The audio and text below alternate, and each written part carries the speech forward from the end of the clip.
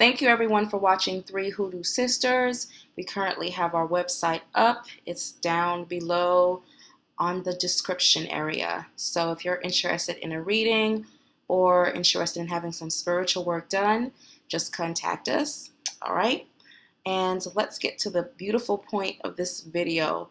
This video is about working with deities and spirits. There's a lot of misconceptions out there, and it is a little bit scary knowing what people are doing and they don't necessarily have the spiritual authority or the ashe to do so. So this video is really more so something I've been wanting to do to really just protect people out there who are doing spiritual work and are not necessarily initiated, because protection is very important. So you started on your spiritual journey, your third eye has been open, you are now hearing spirit, you're feeling spirit, you're able to give people readings, you're able to read yourself, you're able to see into the future. Now you realize that you have the actual power to manifest things in your life and also to manifest things for other people. So it's almost like your chest is bursting open with like yellow light, and you're finally able to communicate with not just the spiritual realm, but the astral realm and other realms that you know absolutely nothing about. But you're open, you're intuitive, and you're just ready to just discover more of your gift, and you want to continue on your path. So of course you start working with spirits and you start working with deities, but there's also a dark side to this. So you start going on Amazon, looking up spiritual books on how to do spiritual work, how to do hoodoo, how to do voodoo, how to do Santeria. You're just looking to dive more into your culture or whatever you've had interest in. You're learning about angels and demons. You're ordering all of these books off of Amazon, wherever, Barnes and Nobles. You're also go on YouTube. You're watching all of these videos, all of these spiritual advisors and spiritual teachers and spiritual workers that seem to know everything. And it's like you're just sucking in all this information like a sponge, and you're ready to basically take on the world with everything that you've learned. But again, like I said, there's a dark side to a lot of this that some of you guys are not aware of. Most of us will fall into two categories. We're either going to start looking at a lot of things dealing with Wicca, or we're going to start dealing with a lot of things dealing with hoodoo. So you guys start buying all the candles, all of the oils, all of the powders, the herbs, and now you're able to start manifesting certain things in your life. And so you did love work to get back your ex, and he comes back. You did work to shut your annoying boss up, and it worked. You did work to find a better job. You did work to just get more money. And you're seeing all of these things moving, and you're like, wow, I'm really powerful. I can really manifest all of these things. And it's just everything is moving and money's coming in, or things are just starting to happen in my life. So you become a little bit curious and you start wanting to go a little bit deeper. You start wanting to join some type of religion or secret society, or you just wanted to just start learning more. So now normally this is around the time where you start wanting to associate yourself with other people who are spiritual, who can teach you what that they've learned. Now you're actually looking for a spiritual community, a community where people have the same interest as you do, which is perfectly normal, which is perfectly fine. But this is where the problem starts. The problem normally starts is that within the community, there's a lot of people who actually don't know what they're talking about, and they don't know what they're doing. The spirit realm has rules, but for some reason, many spiritual people think that it doesn't have rules. I don't understand why. So now you're part of a spiritual community, even within your community or online, because it can also start online. So you're meeting leaders, spiritual teachers, and now you want to start, learning some real stuff, like learning the secrets, because every religion, every secret society has secrets that you cannot find in books. Books you can't always necessarily trust because you don't even know if that person was truly a follower of that religion. So I don't necessarily trust books. I notice books teach you the basics, but they give you a foundation, but they can only take you so far. They only take you halfway. So you're learning now a little bit more. And here's where people either stay or they get scared off. If you want to learn more spiritually, and I'm speaking more terms because I'm more familiar with the African religions, it's time to pay. Like, you're not going to get any information for free. So this is around the time when people find out, oh, so if I want to learn more, I have to get initiated, or I have to just pay to take classes or pay to just learn more. This is when people either jump in or they jump out and they start becoming more solitary practitioners because they ain't trying to pay nobody to learn anything.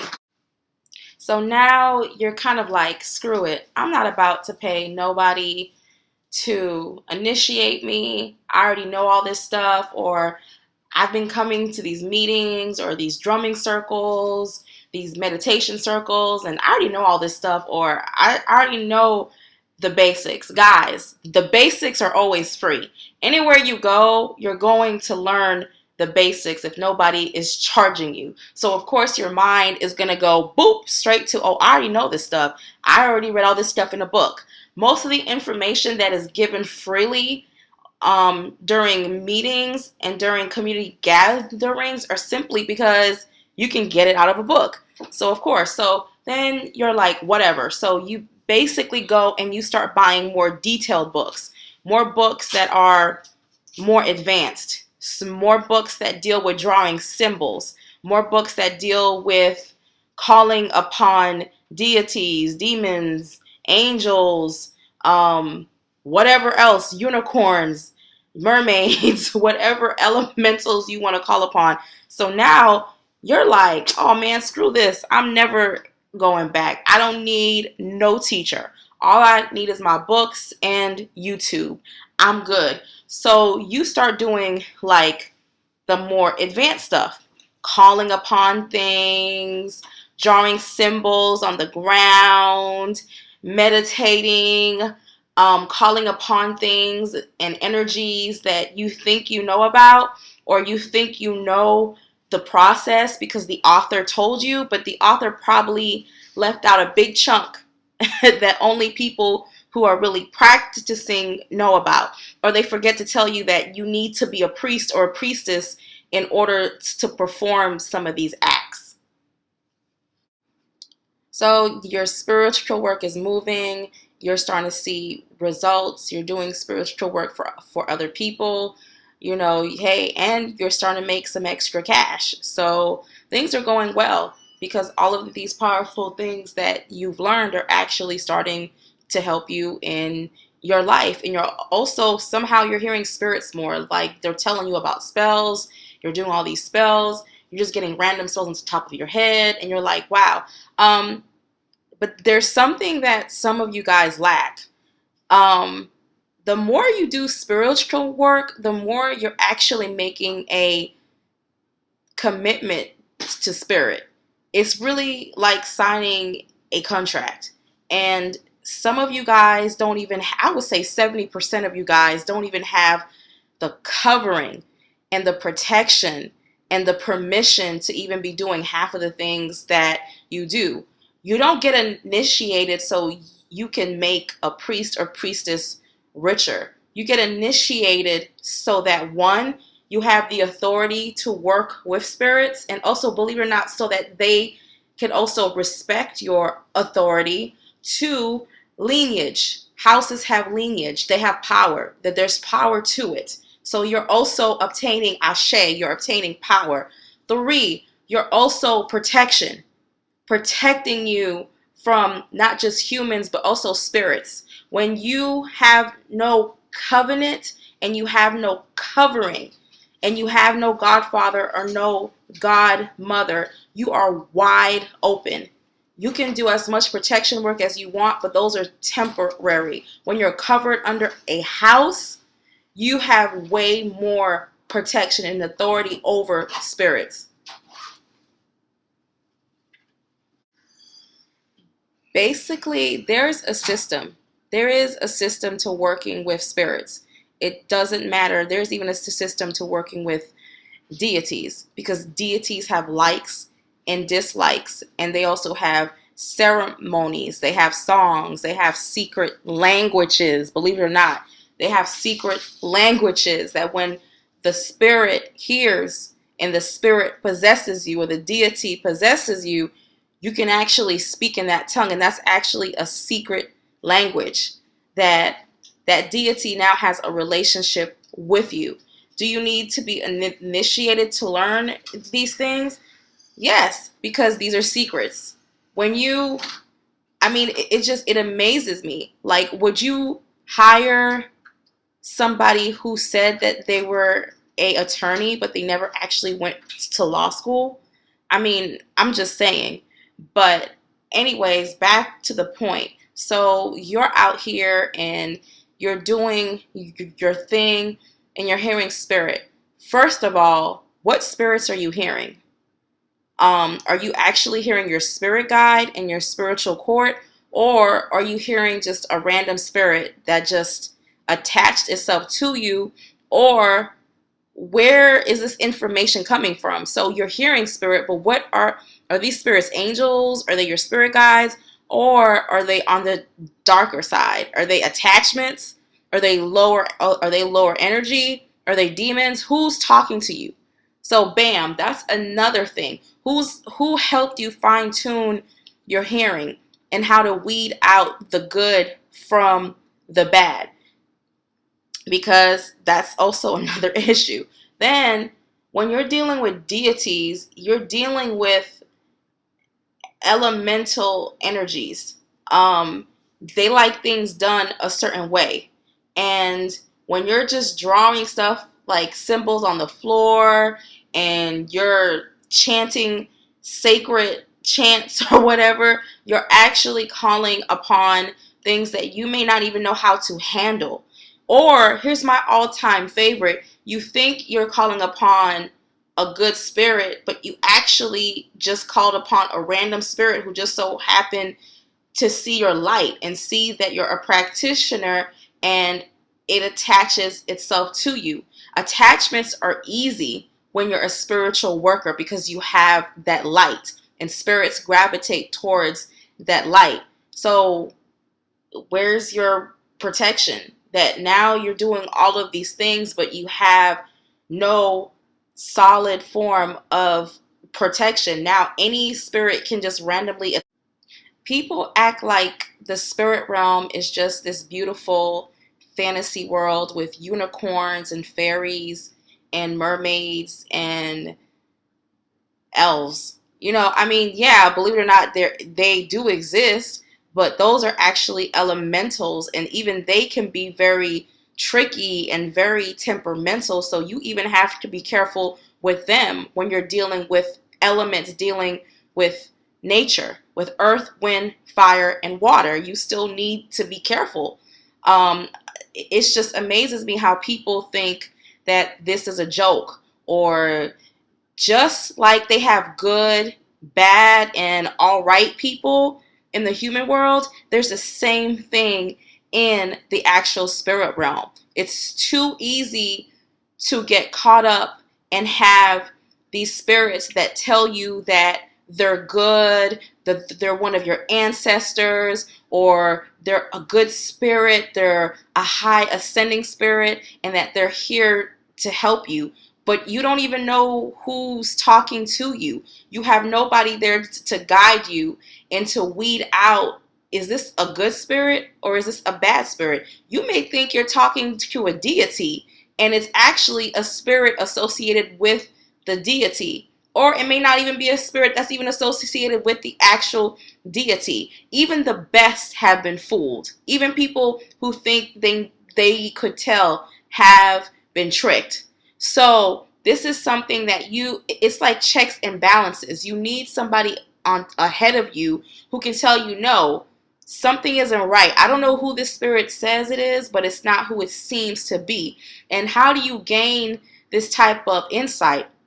Well, first, you have to have the eye. You have to have the actual gift to see this. Just because you can work with spirits doesn't necessarily say that you can tell how they are. And like I'm saying, even the best have been tricked. I've seen people who were perfectly balanced. They were working with good spirits. Their hoodoo spirits, their voodoo spirits, their Santeria spirits, their Palo spirits, and then something went very wrong. Something went very wrong, and a few years later, they're crazy. Or a few screws are loose. Or you can tell that that spirit has attached itself so much to that person that it's actually more so of the spirit than it is the actual human being who is living on this earth. It's so easy to lose your mind in this job because you're walking a fine line between reality and fantasy, because that's actually how you're able to read. You're actually crossing a very fine line.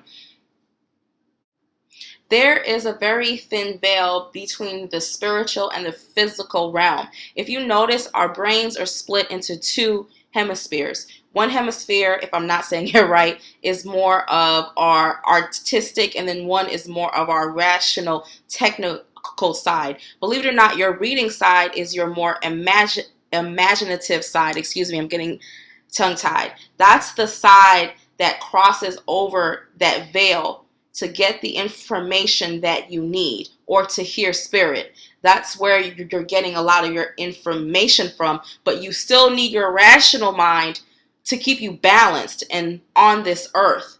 And what has happened to some people is that more so their imaginative mind has taken over because they've allowed so many energies and so many spirits and things to literally take over, is that they get lost literally on the other side. It's like they're here physically, but they're not here mentally. Have you seen people who, after a few years of them being so spiritual, they start to dress differently? They start wearing crowns on their heads and all this like really different stuff, not because they just want to do it because it's fun, but because spirit is telling them to do it, or they start to speak differently. I have known this ever since I was a child, and my grandmother told me this. Spirit shows in your eyes. Spirit cannot hide itself. It will always show in your eyes. That's how I can tell somebody is not right, because it always shows in your eyes. You can't hide it. You cannot hide it. A good spiritual worker can see bullshit from a mile away.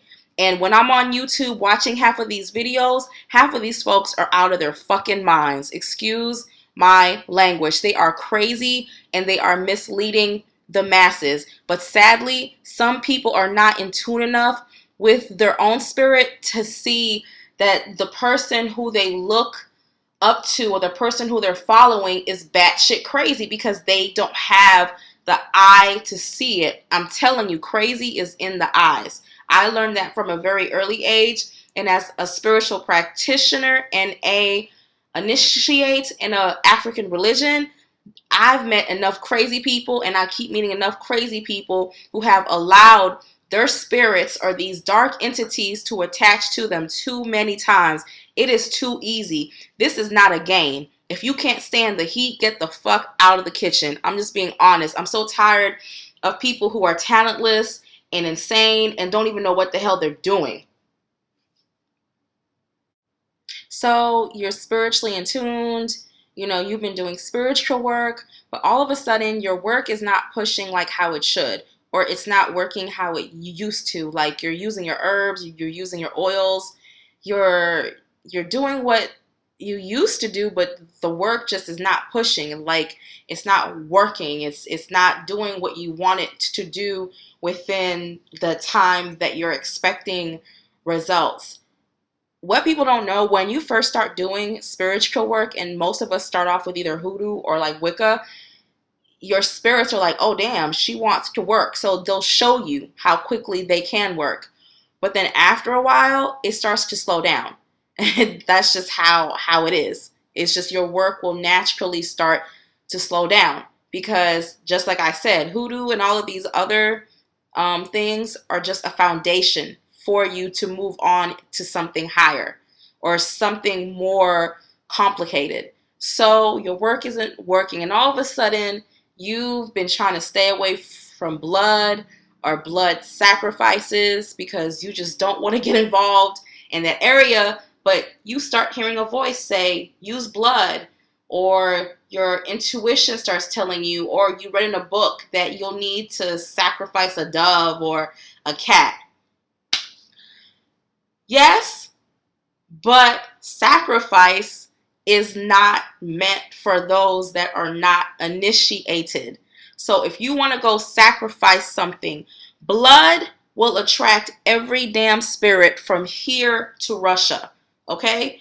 First of all, you're not even properly protected. So now you're called, or you may have done like a little protection work, but it's not strong enough to protect you from certain spirits or elementals that may be coming through while you're sacrificing this animal. Most of us will start off with small animals, doves, pigeons, chickens, small animals. So then now you're trying to do this work and you added blood to it. And blood is like the activator. It activates. In African religion, we use blood as the catalyst to activate our work. So blood is needed. But sometimes you don't really need a bull. You need a chicken. Some people do too many sacrifices, but that's a whole other video. But now you're going to start using blood. Blood is like sounding off a alarm to every spirit, not just the spirit that you're calling down to help you, but every spirit. And if you're not properly protected, that blood may be your downfall. Bam, you just attracted a brand new spirit or spirits that are like, oh, so she likes to do work. She likes to play with blood. Okay, we're about to, hide who we are, and we're about to start telling her, yeah, we're these spirits, we're your spirits, and we're here to help you, and we're your ancestors, and we need a blood sacrifice, or feed us some more blood, and blah blah blah blah. So you're like, oh yeah, straight. So you start doing a little bit more, feeding them blood. You may just buy meat and start putting it out there for them, and then you start seeing things moving. Like things in your life start to move even faster because, like I said, blood is a catalyst. It just moves things. So it's like you're like, oh wow, this is really working. Okay, my life is really, really changing. Like this is really working. Yay! This video is way too long, so I'm just about to cut it short after this. The only person that should be doing a blood sacrifice is someone who, of course, is initiated or is under some type of protection, some type of covenant. As you're seeing, this woman is a priestess. She has the authority to do so. She has the protection. She has the ashe. She even has the power to move spiritual work without necessarily needing blood. So you may do a working and it moves a little, you see a little something. She may do the same work, but because she has a license to practice and you don't, her work moves like thunder, while yours is moving like a snail in a very thickly dense forest. That's why I support being initiated under the right godparents, because again, I'm going to have to repeat this, you're protected.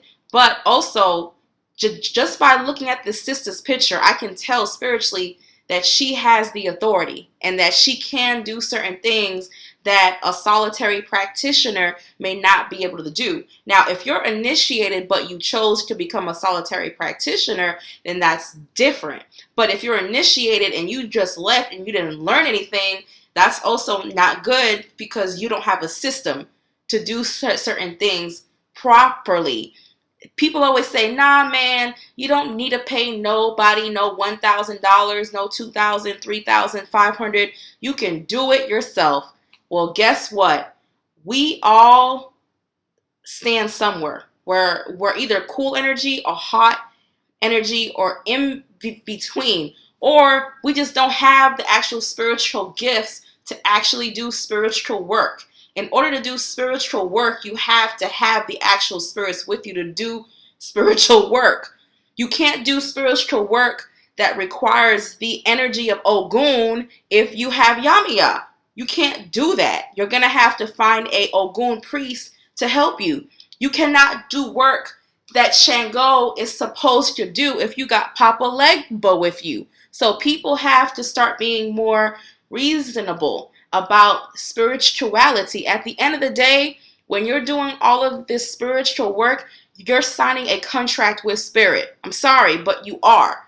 That's why when a lot of people stop doing spiritual work, their life starts to turn upside down and they don't understand why, because that spirit that you were giving offerings of fruit and food and drinks, you just stop. You cannot stop. You have to keep feeding what you started. And if you never even had authority in the first place to be doing this, then you're in too deep and you're way over your head. If you want to go into the forest and do work, make sure that you're spiritually protected. God does exist, a higher power. There is something out there. You need to learn powerful prayers that will elevate your energy and that will protect you. I do not go out into no woods unless I know that I'm prayed up. So people will just go into woods and pick herbs and pick fire, water, earth, but they're not even protecting themselves. People are walking into graveyards without even properly protecting themselves and their spiritual practitioners. I don't even walk through graveyards without protection because I know that I have that light. The sister in this picture probably knows a lot about systems and how things should be done. There are rules to this spiritual game. Stop listening to these crazy people on YouTube. They don't know what they're talking about half of the time. They really don't.